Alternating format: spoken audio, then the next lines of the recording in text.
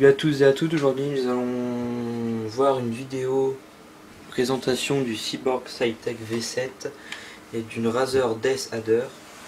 C'est deux produits destinés aux gamers. Donc dans un premier temps nous allons voir le clavier. Donc la première chose qu'on remarque c'est les touches qu'on utilise principalement en jeu qui sont métallisées. On remarque aussi 12 macros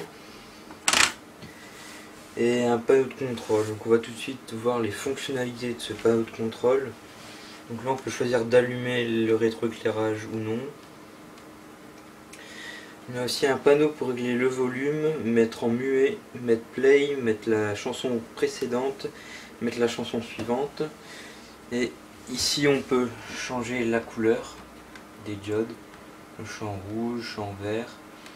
Ici je peux changer l'intensité, là il est éteint, là il va un peu plus, et là il a...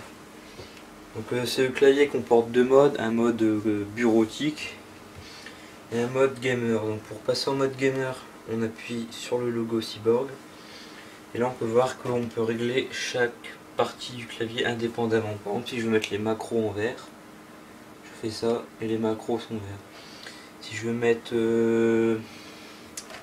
les touches, les flèches par exemple en vert, je fais ça, les touches elles sont en vert. Voilà, c'est une petite chose à ajouter, c'est que quand on est en mode gamer, la touche Windows ne fonctionne pas. J'appuie, ça fait strictement rien. Donc c'est un très bon clavier, un peu cher, il coûte 70 €. Et le logiciel pour programmer les macros, il est un peu difficile à utiliser. Donc voilà, maintenant nous allons passer à la Razer Death Adder. Donc c'est une souris disponible aux alentours de 60 €. Donc c'est une souris basique, elle est noire avec des diodes bleues.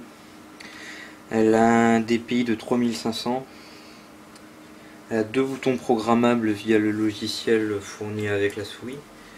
Donc par exemple on peut mettre, moi personnellement mes réglages c'est touche précédente, touche suivante, parce que j'en ai pas vraiment besoin en bureautique. C'est une très bonne souris, mais elle est déjà fragile parce que ça fait ma deuxième. La première, j'ai un bouton qui a rendu l'âme et la molette qui buguait. C'est une très bonne souris avec des patins. Il faut quand même l'utiliser avec un bon tapis de souris. Moi j'en ai un pourri, mais avec un bon tapis de souris c'est vraiment du bonheur. Donc voilà, merci d'avoir regardé cette vidéo et à bientôt.